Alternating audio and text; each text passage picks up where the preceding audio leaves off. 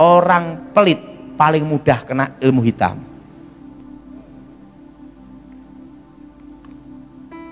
Yang jadi pertanyaan, apa hubungan pelit dengan ilmu hitam? Betul? Ini rahasia kuncinya. Semua penolak bala, penangkal ilmu hitam, baik dukun aliran hitam, baik dukun aliran putih, waktu ada kiriman ilmu hitam, langkah pertama dukun manapun juga untuk menyelamatkan pasiennya adalah bancaan selamatan, supaya anak-anak kecil makan, orang-orang miskin makan, dan terjadilah hukum takdir. Siapa yang menabur, dia yang menuai. Jelas? Jelas? Nah, hukum ini berlaku bukan hanya untuk orang Kristen, semua umat manusia. Tabur tuai. Bedanya kalau kita orang Kristen, kita percaya Yesus dijamin masuk surga. Tapi tabur tuai berlaku bagi semua orang. Orang yang menaruh belas kasihan ke orang-orang miskin sesungguhnya memiutangi Tuhan. Dan hukum itu berlaku, maka disebut takem, garis hukum alam. Makanya orang yang pelit itu paling kena, paling mudah.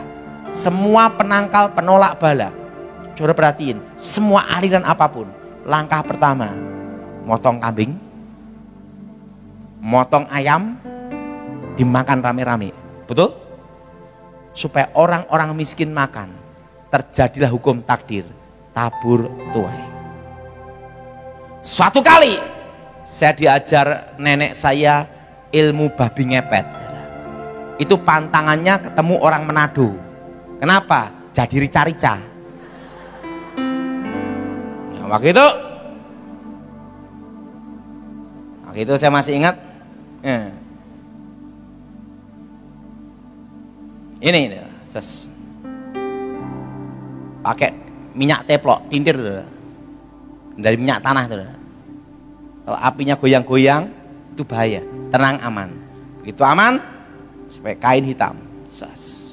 Tek, nguk nguk nguk nguk nguk nguk nguk nguk. Nah, di rumah orang kaya, di situ ada selokan air, sedot, set. Uang emas cek kesedot semua. Langsung buka, kain hitamnya berubah lagi. Saya tidak mau ngerampok yang kecil-kecil, tak balikin semua. Akhirnya saya berpikir, bagaimana ngerampok bank sekalian. Apinya tenang. Nah, ada bank namanya Bank BRI, Bank Rakyat Indo. Nah, karena saya mau nyoba, ini habis rumahnya orang, saya nyoba bank gitu udah lah. Tak sedot, mental, sedot mental. Gagal bobol Bank BRI. Gagal. Nguk, balik ke rumah. Saya buka baju lagi, kain hitamnya.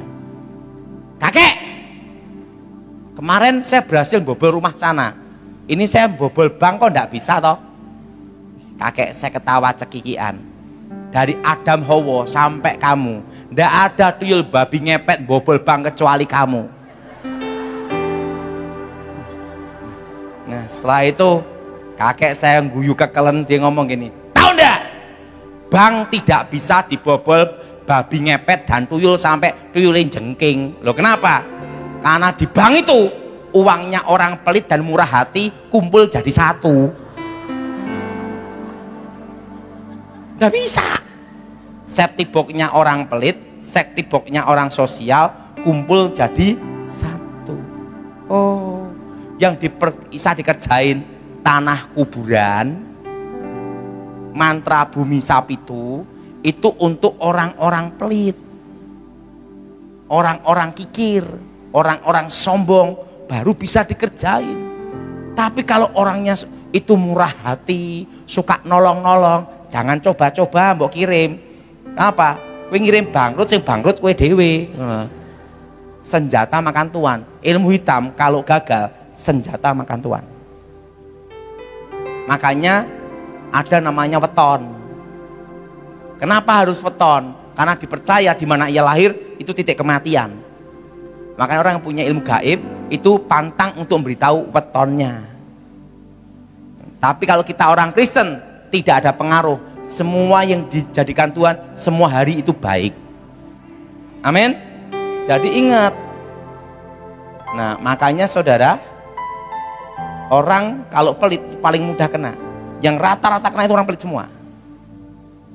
Nah, maka di Alkitab itu ada namanya perpuluhan. Ada namanya persembahan sulung. Betul? Itu sebenarnya adalah penolak penangkal ilmu hitam. Saya rasa hari ini kolektornya berubah. Waktu mau ngasih gini, mau kasih 1000 perak.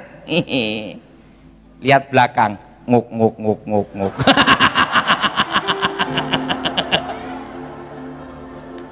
Dibobol entek we.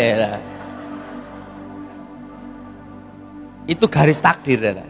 Makanya yang bisa kena kekuatan gaib, kekuatan mistik, itu hanya orang-orang pelit.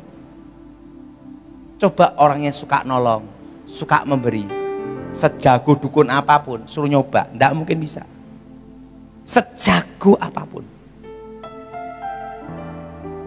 Maka ada istilah, Tuhan tidak pernah tidur. Ada suatu garis di sini yang digariskan. Jadi ini berlaku bagi semua umat manusia. Jelas? Jelas? Bedanya kalau kita orang Kristen, yaitu yang kelima, ada Roh Kudus, ada terang yang menyinari kegelapan, ada jaminan keselamatan di dalam Yesus Kristus. Amin. Nah, jadi ingat, kalau engkau tidak mau kena ilmu hitam, mulai hari ini engkau harus ada perpuluhan, ada persembahan sulung. Nah, saya bukannya dikasih tahu Pak Pendeta, enggak dikasih tahu. Kenapa? Ini bukti adalah, kalau saudara enggak percaya, coba aja. Orang yang suka nolong, suka memberi, kau ngirim sejago tukang santet, pasti gagal. Sing nyantet pasti mati dewi. Karena itu ada garisnya di situ. Maka disebut pakem. Artinya pakem itu apa? Suatu garis yang tidak boleh dilawan, tidak boleh dilangkai. Seorang dukun hebat apapun, kalau dia ngelangkai garis itu, senjata makan tuan. Dia bikin mati sendiri. Makanya kalau ada orang kena ilmu santet, langkah seorang dukun yang pertama adalah satu, bancaan selamatan. Supaya orang-orang miskin ini makan. Supaya ada hukum takdir di sini. Orang yang menaruh belas kasihan ke orang-orang miskin sesungguhnya memiutangi Tuhan. Ingat, iblis, setan tahu Alkitab. Bahkan lebih hafal daripada pendeta. Betul? Betul? Dia tahu itu.